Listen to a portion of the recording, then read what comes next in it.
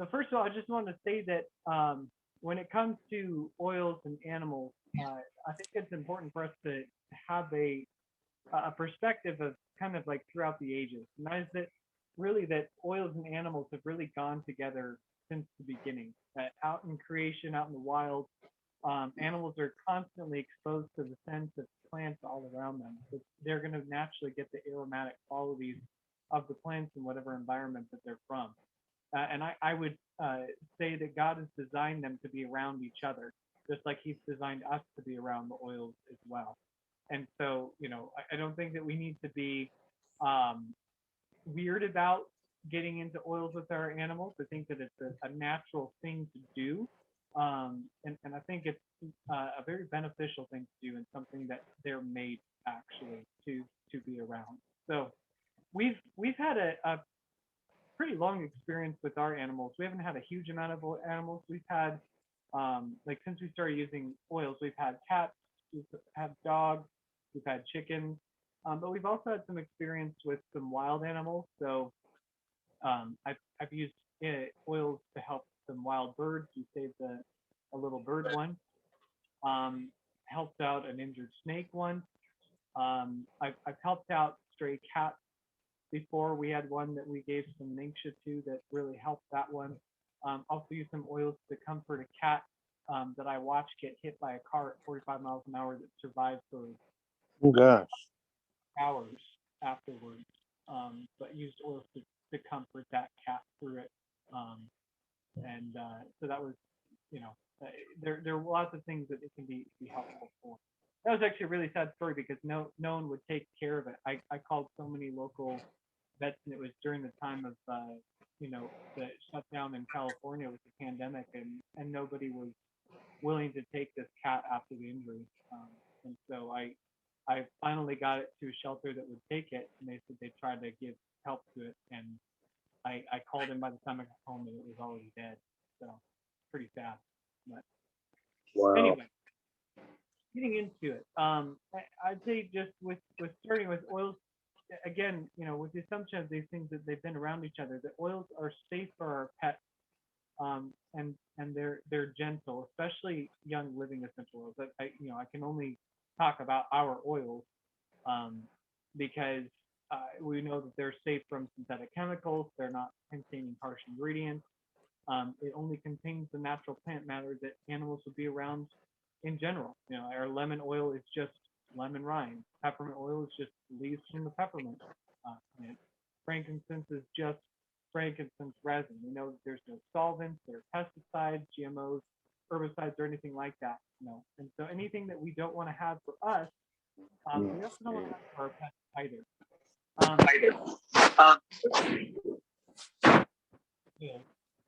so, you know, historical use with animals.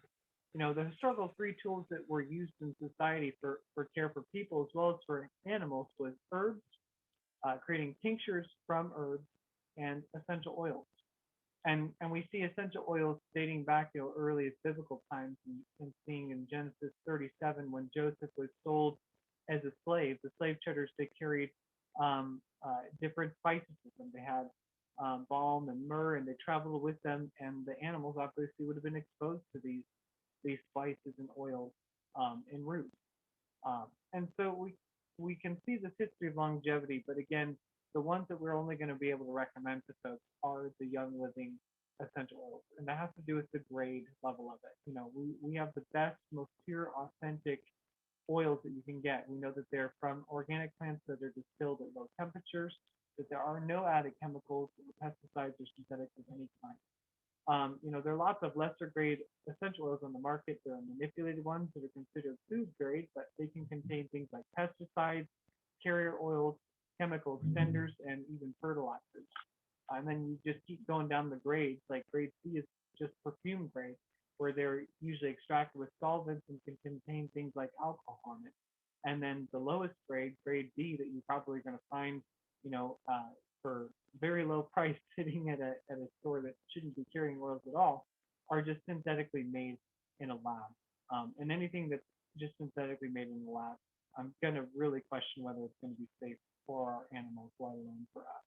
So why does it matter? Why does authenticity in our oils matter? Well, it matters because we're talking about, we do a lot of topics here in this group on wellness for our bodies. We want to have that same wellness journey for our pets too. I don't want to settle for anything but the best for my own body, and I don't want to cut corners for my animals either. We know that Young Living has a history of, really standing out as the pioneer in oils.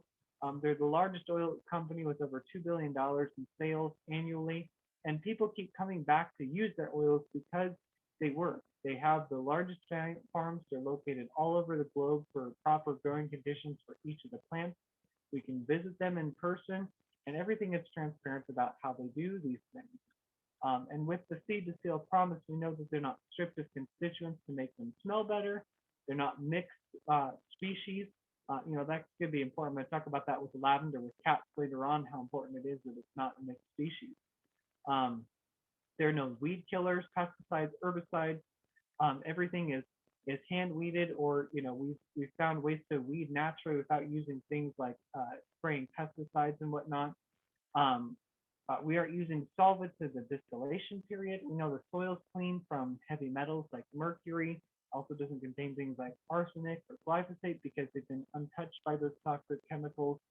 The harvest time and the extraction time at the time of day that it's done is picked ideally for each plant. Plants are grown where they grow best in the world, and they're extensively tested to meet premium standards. And if they don't, they're just recycled as fertilizer if they don't meet the mark on that. So there's no room for synthetics or tinted oils when it comes to our bodies, and there shouldn't be room for synthetics or tinted oils when it comes to our pets. I don't know about you, but I've been an animal lover for a really long time. I had a dream from a very young age of being a veterinarian. That's actually what I was first studying in college. I was doing pre-med studies for veterinary medicine. So I've had a really long history and passion for animals, and I really want nothing but the best for my animals. So let's get into the basics of aromatherapy. The number one tip I have for this is just to start slow with animals. I have the same tip for people too, but I think it's really important to respect the relationship with our animals and really follow their communication cues. I do this a lot with our kids too, who can't talk and stuff. We got to be really respectful of how we administer the oils to those who can't communicate in the same language as us. But animals definitely do communicate with us about oils. And if we watch them and we learn from them, we will learn their cues of when they like something and when they don't like something. So just starting slow, respecting their space and their boundaries, and allowing our pets to say yes or no to the oils when we bring them around them. So animals, first of all, they need to be comfortable with us as caregivers for them, and they need to be comfortable with us in how we treat them on a daily basis. Obviously, that's something that we try to do is cultivate a relationship with our pets. But then they also need to be comfortable with the scent of the oils themselves. Anytime you bring something new, a new smell in, it's going to kind of disturb the routine and environment for things. Obviously, I think that we recognize that for ourselves when we're exposed to new scents. If something drastically changes in our home environment, it can be jarring if it's something we don't expect. And anytime we bring something new into the space for our animals, it's going to have that jarring effect. So we've got to be sensitive to them and move slow with them in that. Also knowing that a lot of animals have very strong and sensitive noses. And so they may be more in tune with smelling. They may be able to smell from a lot farther away than we do. And so a little bit of oil can be too much for oils for them to be exposed to, just for how sensitive their noses are. The most sensitive spots on an animal tend to be their face, their nose, and their feet. So being respectful around those spaces of their body when using oils is important. It's also really important to think about the size of an animal. The amount of oils that you may use on a German Shepherd is going to be different from what you would use on a dachshund. So being really in tune with the size of your animal, and adjusting accordingly to what you give to them based on their size. So another one to avoid are the hot oils on their skin. That can be really, really sensitive for them. You can work towards some of those. Obviously, the raindrop oils, there are a lot of hot oils in that, and I have had wonderful experience with raindrop for animals. You can see our raindrop class for animals if you want more on that. But carrier oil is definitely necessary for those, but definitely start really slow with the hot oils. That's going to be like your thyme, oregano, basil, um, uh, cinnamon, bark oils, those types of things. Those are considered kind of the hot oils. So be really careful and sensitive with those. So just to give kind of some responses in our own house of what we've experienced and how they interact, kind of different things. We have a Himalayan tabby, and she's got the really short snout, so she's particularly sensitive to the smells and aromas of the oils. She likes certain oils. She's not keen to really have them put on her. Occasionally, she'll like things like lavender or peace and calming put onto rubbed into her fur, but usually she just likes to kind of sniff from afar oils that make her comfortable. But she's not one to just really kind of come up and get into the oils. On the opposite side of the extreme, we have our cat Lucy. She's a Bombay tabby, and man, she would just like roll in the oils if she could. She loves the oils. Anytime we open up a bottle from the raindrop set, she's there like in a flash. She'll come from nowhere just to get those oils, especially peppermint.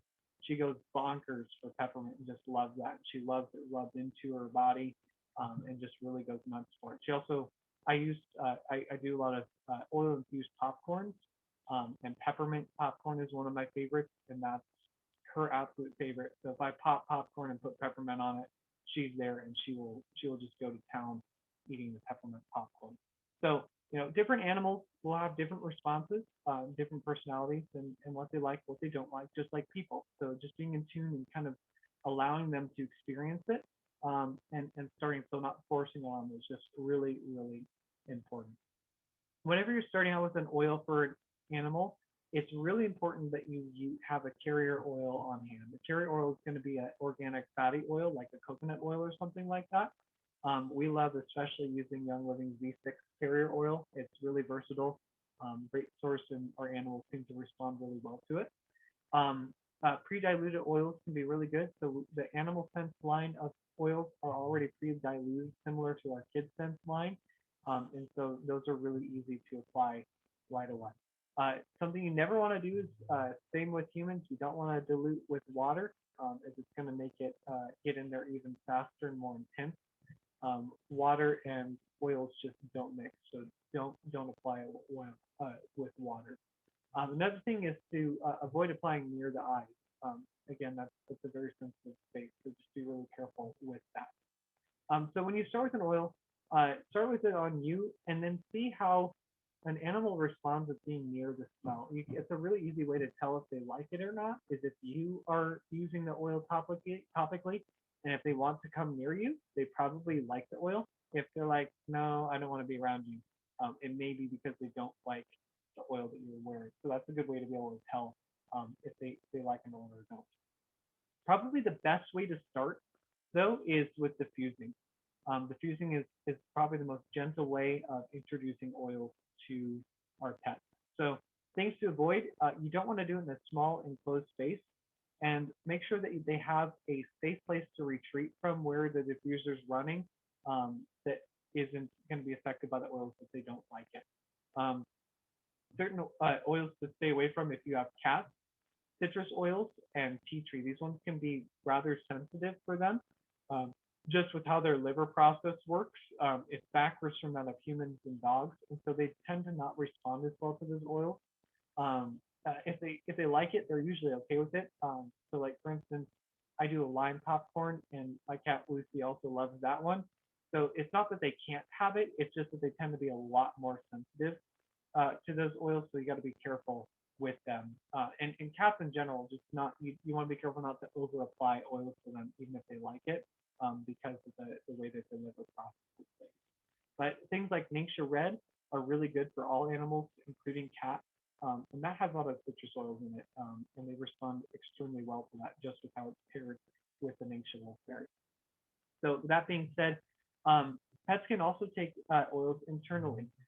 Only Young Living essential oils are safe to be administered internally for pets. Great ways to do that is mix it directly with food.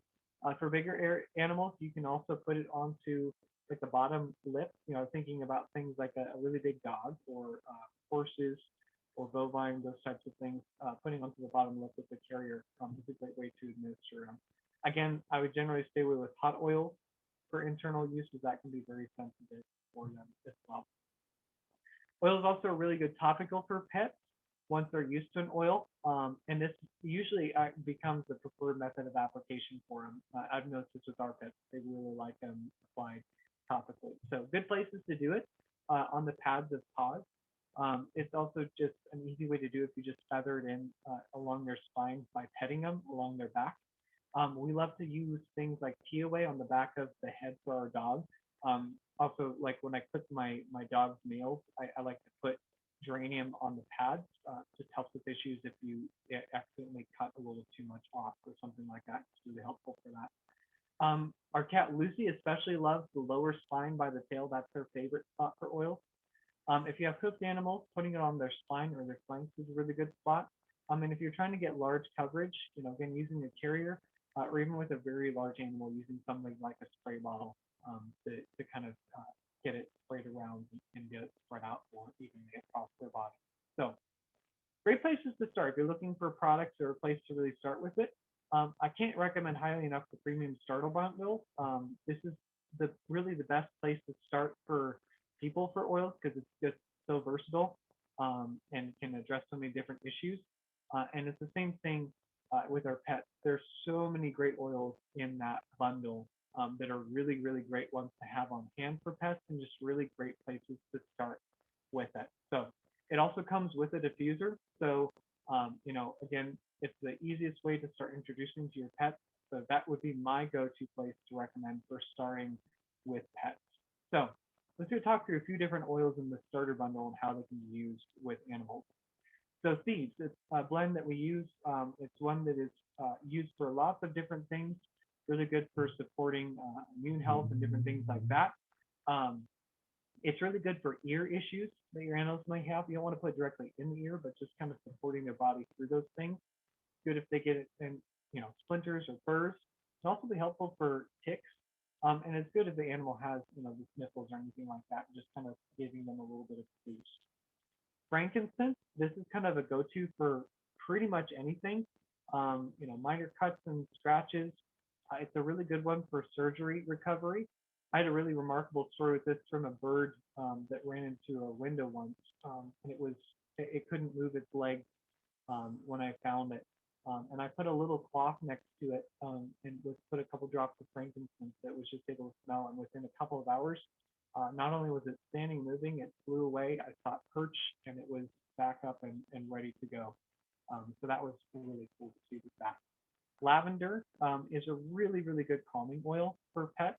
Really good if you're trying to do new interactions with other animals, just to kind of help them calm down. Also very versatile for any kind of injuries. The one I hear the most of, this is probably the one that I get the most feedback from folks questioning doing animal aromatherapy is that people say, is it going to kill my cat? Lavender, there's been lots of talk about this one injuring cats. So I'm going to talk about the importance of using authentic therapeutic grade lavender. So there is a certain kind of chemical compound called lavandin, and this is extracted from a hybrid form of lavender. Lavandin is highly toxic to cats, and yes, it can kill your cat. And this chemical is used.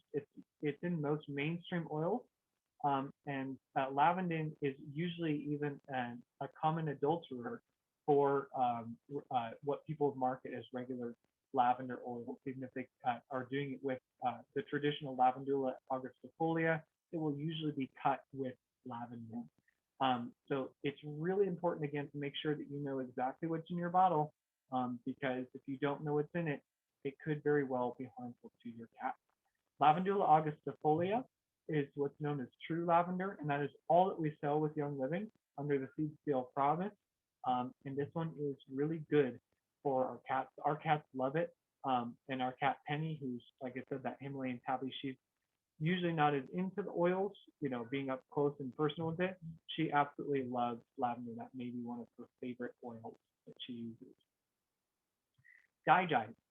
This is a great one for digestive support, just like we use it. It's easy to just rub on the belly if our animals are having issues with that. I've heard it's really good for motion sickness for pets. I haven't tried this for myself. Um, I'm planning on trying it. I just learned about this, but we have our dog. She throws up almost anytime we take her out for a ride. I'm definitely going to be trying this one out soon. For us, it was a lifesaver when at the beginning of this year our pets got worms. It was really good for supporting them through that issue. Peppermint. This is really good if you're out in a hot summer day right now. It's a good one to have on hand if your pet is, out running too much and gets overheated. This is a really good one to help them just kind of cool down and reset for things. Also really good for tummy support, but it's a little bit more intense than digest, so definitely recommend using a carrier for that. One that used to be in the starter kit but isn't anymore, but I just want to mention is purification. This one is great for all things bugs. I'd say this is one to have on hand at all times for your pets. It's also really good if your animal gets into a plant that was bad for them. For us, we had a long escapade with fleas when we moved into the new house that we're in that we didn't realize was flea infested. All of the animals got fleas. All animals got worms from the fleas. So it's super fun, not really. But purification was a huge part of that. And that's something that we do for just regular upkeep. We haven't had any fleas since I think it was February. I don't know, it was February or March, something like that. But we do a drop on their collars once a week just for upkeep for. It's also really helpful for ear yeast for dogs, and it's great in litter boxes. I love this one, mixing it with a little bit of baking soda in a jar, just a couple drops, and then just sprinkle that into a litter box. Really helps with odor elimination, and then if there are any kind of odor problems, it's going to help counteract some of that. It's also really good for cleaning out dog crates. And then if you have any smelly animal cleanups, if you're dealing with an accident on the floor, especially in the carpet, it's a really easy and great thing to have on hand for cleaning up those messes. Raven. This is a really great respiratory support oil. Anytime that your animals have any kind of respiratory issues, really good for that. Our cat Lucy sometimes has that, and she really likes this one a lot. Panaway. This is really good for achy joints. Our cat Lucy has had issues with arthritis since we adopted her. She was a rescue and she had been viciously attacked by a wild animal and was in really bad shape when we first got her. And this was one that really helped her along with the raindrop oil to really get her up and moving around. She had trouble doing stairs and stuff, and I get surprised at all she can do because she still kind of feigns like she isn't really capable because she likes to get away with being pampered. But I'll see her jump onto something. I'm like, oh, I had no idea you could do that. Whereas she just could not have done anything like that when we first got her. So really good for that. The CBD muscle rub is also a really good one for helping animals with that. Use that for different animals, and that's been really, really good. Peace and calming. This is a great emotional support oil. This is a go-to for most people for 4th of July. Some cats don't necessarily want this one because it's got lots of citrus in it. Again, talking about that with the liver stuff, so they may not be as interested in it. But dogs, I've noticed this one been really good for supporting dogs, especially on days like 4th of July. Stress Away is another really good oil for that, for calming animals down. Lemon is great for cleaning fur. Our dog Hazel, she had agave nectar poured over her from one of our kids that was sitting out at the table, and our youngest just had fun kind of dumping some on her. And she was very sticky, and lavender was really helpful for kind of getting that stuff out there. Also, really good for dogs just for a gentle liver cleanse. You can just put a few drops over their food once in a while to help support their livers. Valor. This is really good if you're going out and with encounters with other animals. Hazel, our dog, she gets really nervous around other animals. She's had a tendency of being attacked by other dogs. So this is a really good one to support her that we put on her if we know that she's going to be interacting with other animals. A couple other oils that are really good to have on hand for animals that aren't in the kit. This or Rose of Sharon. This is excellent for any kind of skin issues. And helichrysum for any emergencies that may come up. This is an absolute go-to oil for that. As I mentioned earlier, we also have an animal sense line of oils. So there's a 5 different oils that we have specifically blended for animals that are all cut with carrier oils. So they're pre-diluted, and that is makes it easy for application for animals. Pure Clean, that one's really good for minor scrapes, cuts, and skin issues. Mendwell is good for kind of distressed skin if you have excessive dry skin or scratches or scrapes, kind of long-term cure for skin. That one's really good. Infectaway is really good for a wound cleanser if the animal got into a fight or something like that. TOA is an amazing calming oil. This is a specific emotional blend for animals. It's good for dealing with tension issues, nervousness, and this is one that we use a ton with our dog. Is she really doesn't do well if one of us is away and she's not doesn't have someone with her. This is also a really good one for people. I've used this one as a replacement, a cheap oil hack for TR care. That's the blend that's exclusive in the Freedom Release Kit. It's extremely powerful emotional oil. And this is a very similar blend to that, and it's very affordable. We use this one for diffusing at night for sleep and just emotional issues. Really, really good oil for that if you haven't tried it out. Parajot. This is a specific one for digestive support for pets, and it's really a good go-to for parasites and anything of that kind. We also have a couple of topical application products for them. There's the Animal Sense ointment. This is a really beloved ointment. I know a lot of people that use it for their own skin. It's really good for cuts and irritations. Really good at moisturizing. Also works really well as a carrier if you're putting other oils on and you need something on hand. Um, it's also just really good, just versatile for all things skin issues. It has myrrh and melaleuca alcertifolia in particular. They're just really good for skin support. Animal Sense shampoo. That's another really good one. I've used this when we were dealing with a flea issue. I literally would watch fleas jump off of them in the bath. So a really good one for cleaning out the animals with different issues. It smells great, really good for moisturizing the skin and revitalizes the fur.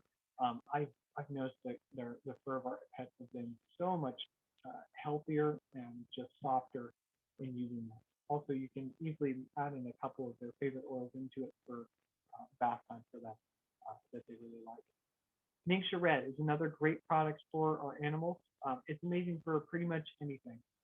If you don't know much about Ningxia, check out our Ningxia class and you can learn there why Ningxia Red is so amazing.